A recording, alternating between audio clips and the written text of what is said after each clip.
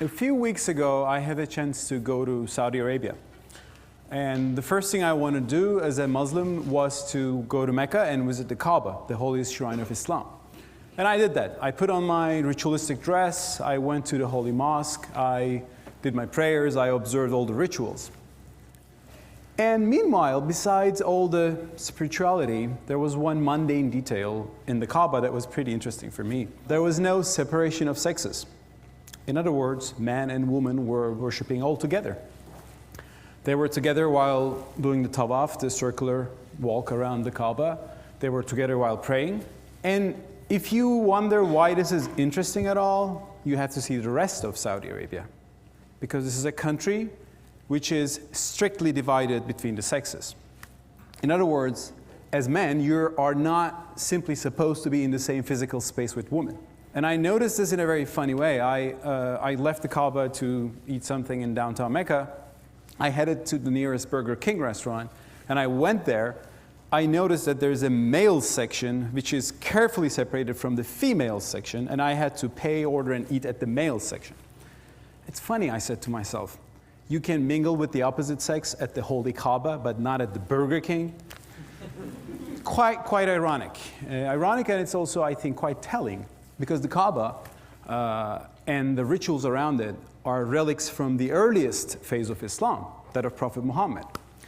And if there was a big emphasis at the time to separate men from women, the rituals around the Kaaba could have designed accordingly. But apparently, that was not an issue at the time. So the rituals came that way.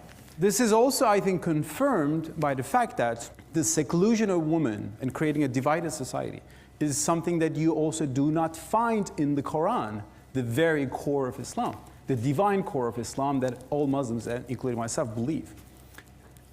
And I think it's not an accident that you don't find this idea in the very origin of Islam, because many scholars who study the history of Islamic thought, Muslim scholars or Westerners, think that actually the practice of dividing men and women physically came as a later development in Islam, as Muslims adopted some pre-existing cultures and traditions of the Middle East. Seclusion of women was actually a Byzantine and Persian practice, and Muslims adopted that and made that a part of their religion. And actually, this is just one example of a much larger phenomenon. What we call today Islamic law, and especially Islamic culture, and there are many Islamic cultures actually, the one in Saudi Arabia is much different from where I come from, Istanbul or Turkey. But still, I mean, if you're going to speak about a Muslim culture, this has a core, the divine message, which began the religion, but then many traditions, perceptions, many practices were added on top of it. And these were traditions of the Middle East, medieval traditions. And there are two important messages, I think, or two lessons to take from that, reality. First of all, Muslims, pious, conservative, believing Muslims who want to be loyal to their religion should not cling on to everything in their culture, thinking that that's divinely mandated. Maybe some things are bad traditions and they need to be changed. On the other hand, the Westerners who look at Islamic culture and see some troubling aspects should not readily conclude that this is what Islam ordains. Maybe it's a Middle Eastern culture that became confused with Islam. There is a practice called female circumcision. It's something terrible, horrible. It is basically an operation to deprive women from sexual pleasure. And Westerners, Europeans or Americans who didn't know about this before, faced this practice within some of the Muslim communities who migrated from North Africa. And they've thought, oh, what a horrible religion that is, which ordains something like that. But actually, when you look at female circumcision, you see that it has nothing to do with Islam. It's just a North African practice, which predates Islam. It was there for thousands of years. And quite tellingly, some Muslims do practice that. The Muslims in North Africa, not in other places. But also the non-Muslim communities of North Africa, the animists, even some Christians and even a Jewish tribe in North Africa is known to practice female circumcision. So what might look like a problem within Islamic faith might turn out to be a tradition that Muslims have subscribed to. The same thing can be said for honor killings, which is a recurrent theme in the Western media, and which is, of course, a horrible tradition. And we see it thoroughly in some Muslim communities, that tradition. But in the non-Muslim communities of the Middle East, such as some Christian communities, Eastern communities, you see the same practice. We had a tragic case of an honor killing within Turkey's Armenian community just a few months ago. Now, these are things about general culture, but I'm also very much interested in political culture and whether liberty and democracy is appreciated or whether there's an authoritarian political culture in which the state is supposed to impose things on the citizens. And it is no secret that many Islamic movements in the Middle East tend to be authoritarian, and some of the so-called Islamic regimes, such as Saudi Arabia, Iran, and the worst case was the Taliban, in Afghanistan, they are pretty authoritarian, no doubt about that. For example, in Saudi Arabia, there is a phenomenon called the religious police, and the religious police imposes the supposed Islamic way of life on every citizen by force. Like women are forced to cover their heads, wear the hijab, the Islamic head cover. Now that is pretty authoritarian, and that's something I'm very much critical of. But when I realized that the non-Muslim or the non-Islamic minded actors in the same geography sometimes behave similarly, I realized that the problem is maybe lies in the political culture of the whole region, not just Islam. Let me give you an example. In Turkey, where I come from, which is a hyper-secular republic, until very recently, we used to have what I call secularism police, which would guard the universities against Wales students. In other words, they would force students to uncover their heads. And I think forcing people to uncover their head is as tyrannical as forcing them to cover it. It should be the citizen's decision. But when I saw that, I said, maybe the problem isn't just a authoritarian culture in the region, and some Muslims have been influenced by that, but the secular-minded people can be influenced by that. Maybe it's a problem about the political culture, and we have to think about how to change that political culture. Now, these are some of the questions I had in mind about a few years ago when I sat down to write a book. I said, well, I will make a research about how Islam actually came to be what it is today, and what roads were taken, and what roads could have been taken. The name of the book is Islam Without Extremes, a Muslim Case for Liberty. And as the subtitle suggests, I looked at Islamic tradition and the history of Islamic thought from the perspective of individual liberty. And I tried to find what are the strengths with regards to individual liberty. And there are strengths in Islamic tradition. Islam actually, as a monotheistic religion which defined man as a responsible agent by itself, created the idea of the individual in the Middle East and saved it from the communitarianism, the collectivism of the tribe. You can derive many ideas from that. But besides that, I also saw problems within Islamic tradition. But one thing was curious. Most of those problems turn out to be problems that emerged later, not from the very divine core of Islam, the Quran, but from, again, traditions and mentalities, or the interpretations of the Quran that Muslims made in the Middle Ages. The Quran, for example, doesn't condone stoning. There is no punishment on apostasy. There is no punishment on personal sins like drinking. These things which make Islamic law, the troubling aspects of Islamic law, were later developments and later interpretations in Islam. Which means that Muslims can today look at those things and say, well, the core of our religion is here to stay with us. It's our faith, and we will be loyal to it. But we can't change how it was interpreted, because it was interpreted according to the time and milieu in the Middle Ages. Now we are living in a different world with different values and different political systems. That interpretation is quite possible and feasible. Now, if I were the only person thinking that way, but we would be in trouble. But that's not the case at all. Actually, from the 19th century on, there's a whole revisionist, reformist, whatever you call it, tradition, a trend in Islamic thinking. And these were intellectuals or statesmen of the 19th century and later the 20th century, which looked at Europe, basically, and saw that Europe has many things to admire, like science and technology. But not just that, also democracy, parliament, the idea of representation, the idea of equal citizenship. These Muslim thinkers and intellectuals and statesmen of the 19th century looked at Europe, saw these things, they said, why we don't have these things? And they looked back at Islamic tradition. They saw that there are problematic aspects, but they're not the core of religion, so maybe they can be re-understood, and the Quran can be reread in the modern world.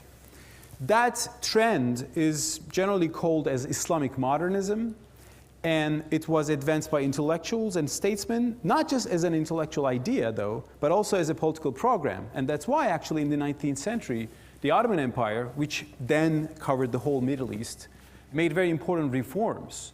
Reforms like giving Christians and Jews an equal citizenship status, accepting a constitution, accepting a representative parliament, advancing the idea of freedom of religion.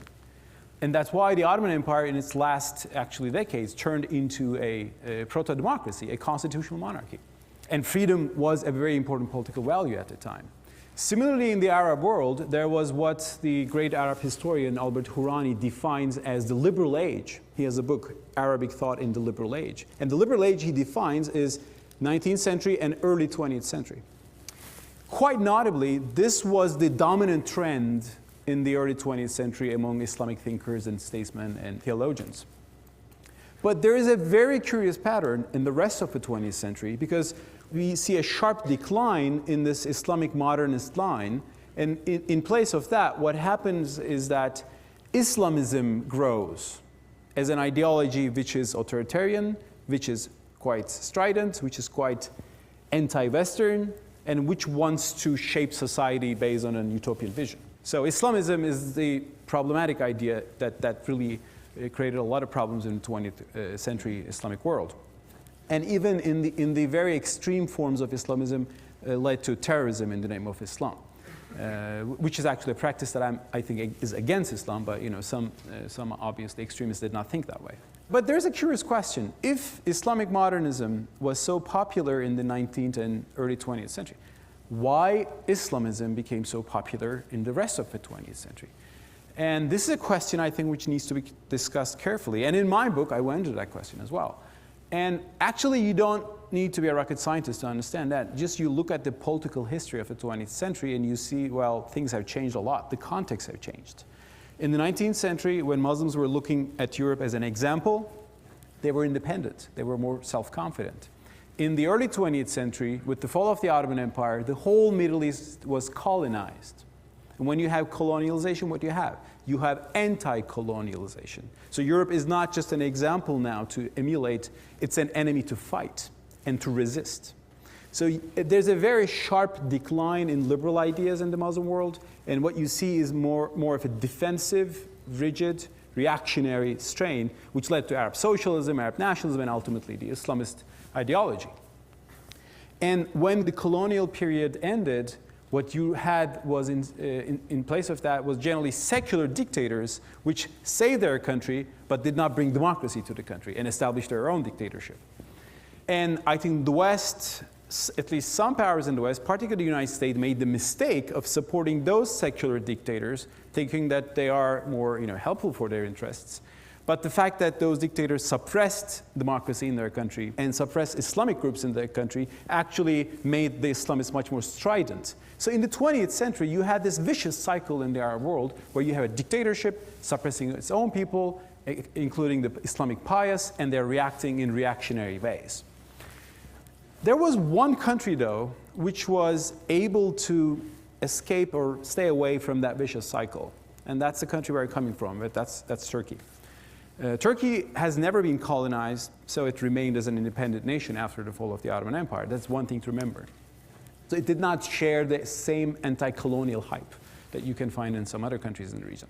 Secondly, and most importantly, Turkey became a democracy earlier than any of the countries we were talking about. In 1950, Turkey had the first free and fair elections, which ended the more autocratic secular regime which was in the beginning of Turkey. And the pious Muslims in Turkey saw that they can change the political system by voting. And they realized that democracy is something that is compatible with Islam, compatible with their values, and they've been supportive of democracy. That's an experience that not every other Muslim nation in the Middle East had until very recently. Secondly, in the past 2 decades, thanks to globalization, thanks to the market economy, thanks to the rise of a middle class, we in Turkey see what I define as the rebirth of Islamic modernism. Now, there's a more urban, middle-class, pious Muslims who, again, look at their tradition and see that there are some problems in the tradition, and they understand that they need to be changed and questioned and reformed. And they look at Europe and they see an example, again, to follow. They see an example at least to take some inspiration from. That's why the EU process, Turkey's effort to join the EU, has been supported inside Turkey by the Islamic pious, while some secular nationalists were against that. Well, that process has been a little bit blurred by the fact that not all Europeans are that welcoming, but that's another discussion. But the pro-EU sentiment in Turkey in the past decade has become almost an Islamic cause and supported by the Islamic liberals and the secular liberals as well, of course. And thanks to that, Turkey has been able to recently create a success story in which Islam and the most pious understandings of Islam have become a part of the democratic game and even contributes to the democratic and economic advance of the country. And this has been an inspiring example right now for some of the Islamic movements or some of the countries in the Arab world. You must have all seen the Arab Spring, which began in Tunis and in Egypt. And Arab masses just revolted against their dictators.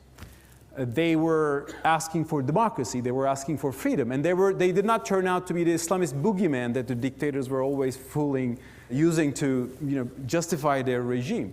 They said that we want freedom, we want democracy, we are Muslim believers, but we want to be living as free people in free societies. Of course, this is a long road. Democracy is not an overnight achievement, it's a process. But this is a promising era in the Muslim world. And I believe that the Islamic modernism, which began in the 19th century, but which had a setback in the 20th century because of the political troubles of the Muslim world, is having a rebirth.